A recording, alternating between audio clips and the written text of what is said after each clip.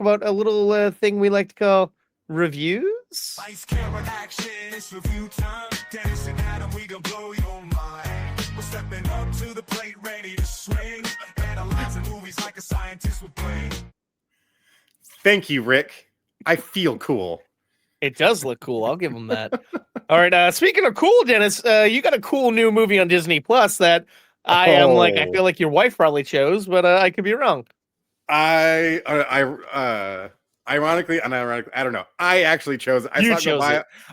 it. I saw it scroll by. I'm like, okay, I need to movie toast whatever the fuck this is.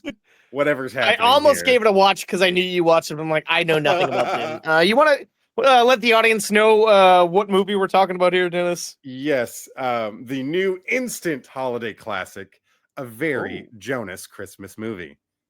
That's right. You didn't even know you wanted to see the Joe Bros in a Christmas movie, but now you got it right there available on streaming. So this is telling the tale of a after we're concluding a 6-month tour in Europe. The Jonas Brothers are finishing up their show in London as we see a very, very, very excited super fan, a particular super fan that is featured in the movie with his wife and kids. That was very funny. Will Ferrell's getting his sons all hyped up for going to see. Is he playing Will Ferrell? Yes, he's playing himself. Nice. With his actual sons and his wife are all in it. And he's front row and he's just, aren't you guys just excited? And it's hilarious how much he's trying to pump this up. And so all right, he's just kind of a side character. So the whole thing is they're wrapping up their tour, find out from their agent, hey, we can extend it another 6 months. You could double this thing. As soon as the holidays are over and you guys are back, we can keep this party going. Two of them being married with families, they want to get back to see their wives and kids. The other Kevin or Joe, sorry, Jesus Christ. Bear with me, Joe Bro fans. I'm going to do my best here. Is that what they're called, or are you just calling them Joe Bro? I know nothing about these guys. I think there is an actual name for the fandom. I do not recall what it is at the moment. Nick and Kevin have their families they want to get back home to. Joe is he's kind of like the scene as a little bit of a womanizer, and he's always got the girlfriend of the week happening and never taking a relationship seriously. They all are starting, like their beef has kind of been building up since they've been in close proximity. And they all just need to get away from each other. Well, a chance meeting with a certain Santa Claus at a pub, a pub full of Americans for some reason, in London. Why not? I guess it's not a curse, but it enchants them with until they resolve their beef, they don't get to go home for Christmas. So little magical things start happening along their path as they're trying to get back that keep them one step further away from achieving their goal. It's a bit of a musical. It's got a lot of comedy in it. There's a fair amount of heart too. I do appreciate there's several cast members who are playing themselves. Nice. Several that aren't. It's quite the cast list too. Obviously, we're gonna get we get a few appearances from Priyanka. She's playing herself, obviously being married. Sure. But then we've Billy Lord, Jesse Tyler Ferguson, Randall Park, Laverne Cox, nice, Andrea Martin, and Chloe Bennett is a major character in this, right? Yes, I love her. She becomes one of the main love interests actually to Joe, and it's a will they won't they that starts to happen. It should be with Randall Park. Will they won't they with Randall? I love to see that. That's the name of the new TV show. Will they won't they? Starring Randall Park. It's sweet, but it's silly. It's really there's not a lot of meat on these bones. This is purely fan service, but a very specific weird fan service. Like it's fully acknowledging a lot of the original fans are probably now old enough to be parents and shit and probably looking for something to watch with their kids. Apparently there's a new Camp Rock coming out. So since they started that, this is kind of reintroducing their faces back to the audience again. It goes from very basic slapstick, silly humor to the pilot of a private plane. He's trying to take thirst trap photos for his ex-girlfriend, Billy Lord, to get her jealous. And this is a Disney Plus movie, right? Yes. How far do you get in that? It gets I'm talking about your dick. Oh, no, exactly. No, we're going there. there's at one point when out of desperation they're trying to figure out how to get to through the next leg of their journey, and they see some posting about letting some guy from Craigslist do weird feet shit, and I forget whether it was Nick or Joe who's just like, man, I should have just let the Craigslist guy do that stuff with my feet. It's referenced twice. And I'm just like, who the fuck is this for? I'm so confused. But I'll admit I had more fun than I thought. I thought it was going to be fair enough. A total throwaway, absolute dumpster fire, but it got some chuckles out of me. It had a couple of silly songs I actually enjoyed. It's silly fun for the fan base for sure. Is this something I'm gonna go back and watch again? No, but if you're looking for something silly, maybe it's your holiday party with your friends to throw on in the background, this actually might be kind of fun, especially if you have a drink or two and make a game out of it or something. It's I don't know. I all I can say is I liked it more than I thought I would for going in with very, very, very low expectations. So it goes by quick too. It's an hour and 20 minutes. It really it's funny because you can see they spent some money here and almost no money there, and it's just constantly kind of bouncing back and forth between those two feels. There's a few sets they just shoot the shit out of because we have the location, we've got this thing built up, we're going to do this, and then we cut to a couple of really bad CG shots that are just really Yankee back out of it. But I'm actually going to give A Very Jonas Christmas movie 2.5 slices. Wow. Yeah, I know. Me too. I like that. Good on you, man. Adam, I think you would have some fun watching this. I was going to say, not being a Jonas Brothers fan, can you watch it? Is it going to still play? I mean, okay. I've heard a few of their songs. You're more of a Naked Brothers fan, right? Yeah. One of my sisters was a big fan. Val had become a fan too. So I've heard the music before. Never pursued it myself, but it was a fun movie. It was a fun movie. Nice. No shame in admitting that at all. Hey, but that's what you need. You need something light and kind of flaky and Christmassy. Exactly. And it at checks least this all is of those Christmassy. boxes. Yes. Like I recently rewatched, or not rewatched, watched for the first and only time, The Family Plan 2, which is a follow-up to Mark Wahlberg and Michelle Monaghan's Apple TV Plus family movie, The Family Plan. And this one is Christmas themed. And I'm like, I put it on for my mom and me. And I'm like, all right, let's watch it. It's Christmas. It takes place at Christmas. There's no fucking Christmas in it, man. I'm like, oh, yeah. You, man. Oh, and it's already a bad movie. Sorry, Rick, to answer your question, yes. Frankie is in the movie. He does make an appearance, as well as their parents. Damn. Yeah. It's the whole plan. The affair. Like literally, all of the wives and kids and parents and siblings and blah blah blah. They're all in it. So you gotta love family, man. And that's gonna bring me into my review. I have the latest Brendan Fraser movie, Rental Family. All right, now I didn't watch any trailers for this, but everyone who saw a trailer said it looked fantastic. And I'm like, all right, cool. And a lot of people are saying, oh, he could be up for another Oscar for this. I'm like, I've heard a lot of Oscar talk this year, and most of these movies suck, the ones I've seen. So I went in kind of with a grain of salt. But so the premise is he plays an American actor living in Japan, and essentially his career hasn't really blown up the way he hoped it would. He's kind of known for being in this toothbrush commercial, and he's done little commercials here and there. Nice. And one day he gets this random job that leads him to work for this company that essentially hires people to be stand-ins in random life events. Like one guy, he's a stand-in as a sad American at a guy's funeral. A man pretends to be dead so he can hear people talk good about him. He pretends to be just all these different things, but we're mainly watching him pretending to be a journalist that was hired by this aging actor, Japanese actor's daughter, because the aging actor feels like everyone's forgotten about him, and she just wants him to kind of be able to tell his story and get a little bit of attention again. So he pretends to be a journalist, and he's just kind of getting to know this older guy. They bond a bit. And the other major job he's taken on here is there's this single mother who wants her daughter to get into a prestigious school, but she feels like it's going to look bad if she doesn't have a dad. So she hires him to pretend to be her dad, the kid's dad, and tells the kid, "This is your dad." And the kid believes it. And he's kind of like, I don't know how I feel about that. But then he gets to know her. Oh, he doesn't know how to feel about any of this. But then he realizes the good that it has on them and also himself. Because he was lonely, he was desperate, and it kind of fills the void in his life and theirs. And he kind of just dives deep in his job.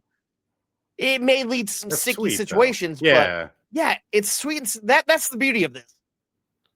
Frasier makes this look like being a kind, generous, benevolent person who cares about everyone is easy, which it isn't for most people. Like, he kind of has this puppy dog charisma and charm, and just this lovability and just this heartwarming sensibility that he's putting out in the world here. Like, I fully embrace him being in the running for an Oscar. Like, I didn't care much about him in The Whale. I thought the movie was kind of self-indulgent and bullshitty, but there's real heart and soul, and I'm happy to see that he's getting a chance to flex these muscles. Awesome. That's badass.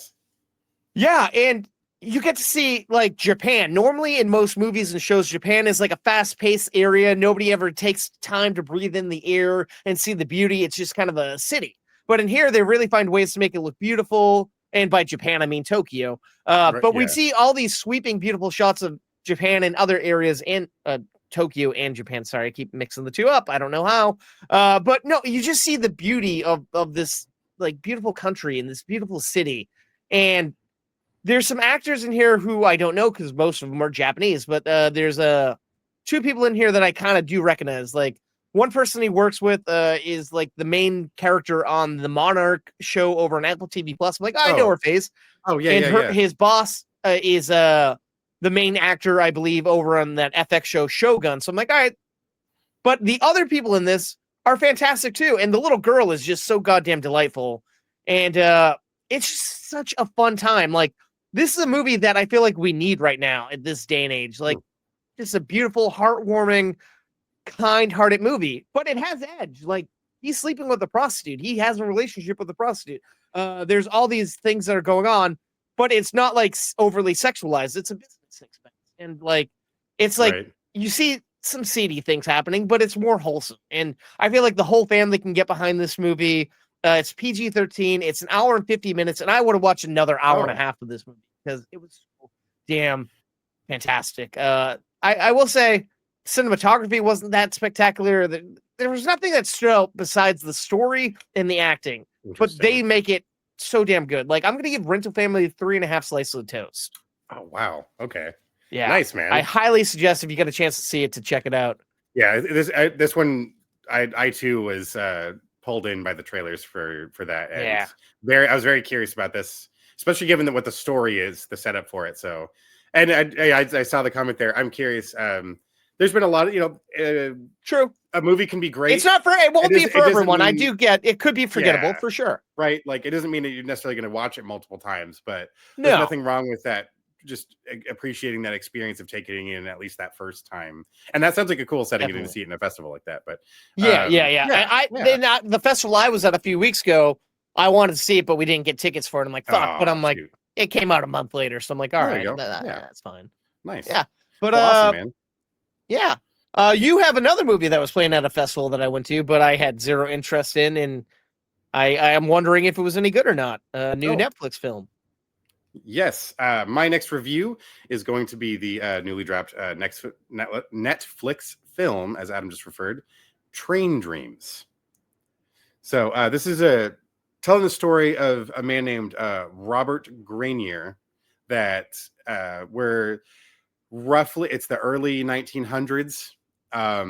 He's sort of a loner, lived on his own or kind of just took care of himself for a good part of his life, out in the Idaho wilderness.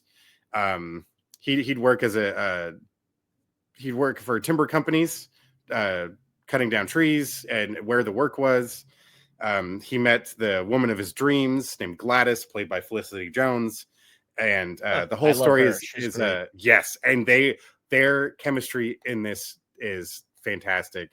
Nice. Joel Egerton, sorry, Joel Egerton is our main character. He's a fantastic And actor. Yeah. he is wonderful, and it's this is definitely an actor's piece here. This is something that I see why the people who are drawn to this film, why they wanted to do it, because it is so full of just having to give yourself over to the role. It is narrated by Will Patton and his fantastic voice that did such a good job. It wasn't too invasive. You didn't hear him too often. You heard him just enough, and it is based on a novella, I want to say, so which makes total sense given the tone. And again, we're kind of watching this. We're watching this man at the turn of the century, watching the world change around him, going from having no family, literally was sent on a train by his parents to never see them again. He has no idea when he was born. Oh wow. He made himself, so to speak. That's pretty cool. We're watching the dawn of not only our rail lines stretching further than they ever have. Technology is as rapidly changing around him, but it's the journey of this man struggling with, unfortunately, things we're still struggling with today. Early on in his career, when he was dropping timber for a rail company, there was a Chinese man he was working closely with for a long period of time. He actually developed a friendship with, that was murdered in front of him for no explainable reason. So we never find out, but he's haunted by the ghost of this man pretty much for the rest of his life. And then where his life is blessed with many, many things, he suffers more tragedies along the way. And I think it's a beautifully told story of his journey through very, very familiar and understandable life events to offering perspectives that I feel like don't get shown very often. And Joel Egerton, my God, I just the weight he brings to the screen, that gravity of just carrying his world on his shoulders from one event to the next. I kind of made a joke afterwards that it's like a much more serious and I think a much better version of like Forrest Gump almost, where instead of just picking these highlight moments, it's not highlight moments in Americana, but it is the tone that's changing, and it's that reality of like adulthood, more or less. Even though he's a grown man, once the story really gets going, it's addressing these life events and blessings and tragedies, without putting too fine a point on everything. I thought it was beautiful. I mean, I nice. Eyes welled up at one point, a couple times actually. And then I even had some laughs in there. Carrie Condon did a wonderful job. Ooh. I just reviewed F1 last week. Here she is again over in this film. Nice. William H. Macy did a fucking wonderful job. It's a small role, but in fact, it took me a minute to realize it was even him. I'm like, oh really? He gets that lost in it? And just the is age, it his look, or he just looks so old that I believe it was really him. It's like they just told him to stop shaving for a few weeks. And it's funny, I saw him in The anything. Running Man, and I'm like, oh, it's nice to see him again. I haven't seen him in a while, and then he's in this too. It's like, good for him. Right. I haven't seen him since Shameless. Oh, or man. Ricky Stenicki, I guess. There you Never go. mind. I thought it was a beautiful film. It was kind of nice, very poetic. It's not afraid of kind of using some imagination. There, you do see he has a couple reoccurring dreams that come up throughout the film. It's not just a clever title. There is a lot to be said about this.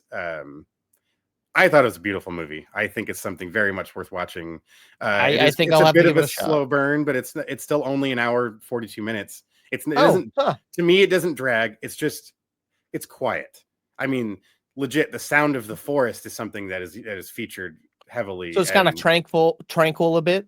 Yes, melancholy. I would almost say, because it's the themes that we're exploring are heavy, but it's a very good look into them rather than trying to shy away from those feelings. Not being afraid to just experience it and wear it on your sleeve instead of hiding it away or anything like that, and in the best possible way. So yeah, I think I'm going to give Train Dreams 4 slices because I have Oh, absolutely wow. nothing negative to say about this.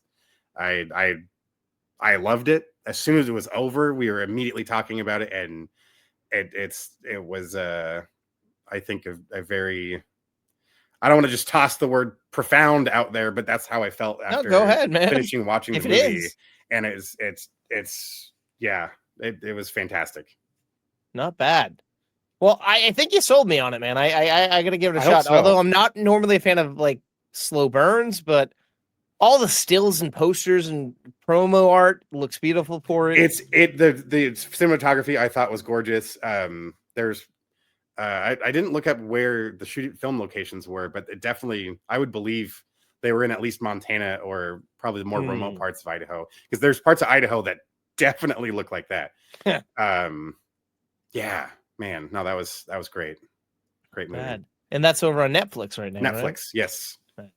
I'm not gonna lie. See, this is the issue of not watching trailers as much as most people, or not reading synopsis. I apologize. It's gonna sound terrible. I thought this was a movie about a man with autism. I don't know. I felt weird. I'm like, it's about a I guy mean, who loves trains. He's probably he gonna. could. I Yeah? don't know. No, I don't think so. No, it's No. what's funny is it's something that's a theme that comes up a few times. If it's like, well, oh yeah, you're Robert, right? Yeah, it's like, yeah, I've heard about you from town. They say you're weird. Huh. No, is that what they're saying about me? Like, it's, but for different reasons. Yeah. Fair enough. Yeah, but no, I don't know. I think you could get into this one. It's like I gotta said, check it out there's for a lot of sure. visual symbolism, but all told in I think a very beautiful story. Not Beautiful and bad. tragic. Fair enough. I'm gonna stick with the themes of beautiful and tragics with my next movie. I have the latest Chloe Zhao film, Hamnet. This is a movie I had no interest in, but I give every movie a shot. So it's about a young man, kind of he's the black sheep of his family, played by Paul Mescal, and a young woman who's also a black sheep of her family. She's older, she's not married, and this takes place back in the day, like way back in the day. And she's a black sheep, and the two kind of find one another and they fall in love, have a secret relationship, but then she gets pregnant and they decide to get married. And right before they give birth to their first kid, she realizes the man is working with his dad. He's kind of miserable. The dad's kind of abusive, and she's like, if he keeps doing this, I'm gonna probably lose him. He's gonna snap. Something's gonna happen. He really should go to the big city and find a job in London, and I'll kind of stay here and raise the kid. So that essentially happens, and then she gets pregnant again, and it's like, all right, now she gets pregnant again. It turns out she gets pregnant with one kid, but it turns out to be twins, and it's about the struggle of like keeping the family essentially financially stable, keeping everyone happy, even though they're at such a distance. She doesn't want to move to the big city because she's used to living in her small town. And the kids kind of are there. They have all their grandparents and other family members. And it's just this really interesting piece. Like, all I knew about it was it's like, oh, this has something to do with Shakespeare, but I think it's going to involve a kid dying. And that's kind of the reason that I didn't want to see it. I don't give a fuck about Shakespeare. I don't give a fuck about, well, I don't want to see or think about kids dying because it's right. Sure. Yeah. But like by the time this movie was kicking off, like, I forgot all of that. That all escaped my brain. I'm like, I'm just engrossed in watching these people make this marriage work and this family grow. Jesus. And then a kid dies. And then that really drives a wedge between these two. And then it turns out, oh shit, this guy who I think they just call William is really William Shakespeare. And he takes his grief and writes Hamlet. And that's kind of the basis of Hamlet, supposedly. I mean, it's very loosely based. But I'm like, holy fuck, I should have probably known that this was what it was. But so it's essentially kind of like a biopic about Hamlet, about William Shakespeare. And that sounds kind of like the best way to see it, though, too. Yeah. Is to not even realize this is the story you're stepping into. And that's pretty awesome, actually. And that's the thing. I'm like, okay, if I watched the trailer, maybe I would have known that, but I don't know. I don't know if that's common knowledge. So I apologize if I'm spoiling anything, but I think that's literally. Oh nope, I'm looking at the description. William Shakespeare and his wife Agnes celebrate the birth of their son. All right, so I'm not spoiling anything there. But I'm not gonna lie, I had no interest, like I said, because Sure. I don't really know Chloe Zhao's films. I just know Eternals and the movie before that. And the movie before Eternals looked boring as shit. And Eternals was one of my least favorite MCU movies. And I was so Same. bored. And I'm just like, oh God, I don't want to see that movie. It's a period piece. It looks like it's going to be a slow burn. It's 2 hours and 5 minutes. It's probably going to drag on. And I'm just going to be tired and fall asleep. But it was the opposite, man. I was engaged the whole time, wide awake, edge of my seat, never knowing where it's going. It looks beautiful as hell. Like the sets, you feel like you're transported back in time. And like, it's so believable. Awesome. The wardrobe is sexy. The acting, by God, I already loved Paul Mescal and Jesse Buckley. They're always good in what they do. Mhm. But they are like taking their skills to the next level with this. Like so goddamn emotional, Nice, man. man. Like Shit. this is Cool. another one where like there's been a lot of awards buzz about, Right. and another one where I'm like, this movie deserves to win some awards. And I could see them being in best actor and actress categories and possibly winning for this. Damn. And there's a score that's just haunting throughout the whole movie. That's kind of beautiful. I really, really had a blast watching this. Like it's 2 hours and 5 minutes, but it flies by. Awesome. Never a dull moment, in my opinion. Like, yeah, it's heavy subject matter, but if you Sure. just immerse yourself in the story, it's gripping. I'm gonna give Hamnet 4 slices of toast as well, like yours. Awesome. I feel that's like great. as you were talking, I feel like this and Train Dreams would be a good double feature. No, I was gonna say, it sounds like similar tones there. Well, it's like, well, I know I'm gonna be adding this to my Netflix list as soon as hell it's yeah. available there. Yeah, and that sounds great. This is coming out limited release this upcoming Friday, the 26th, but it will be releasing further in wider theatrical release on December 12th. I do apologize in the scroll if you're watching. I say it's coming to Netflix, but it's not. Sorry about that. It was a typo on my end.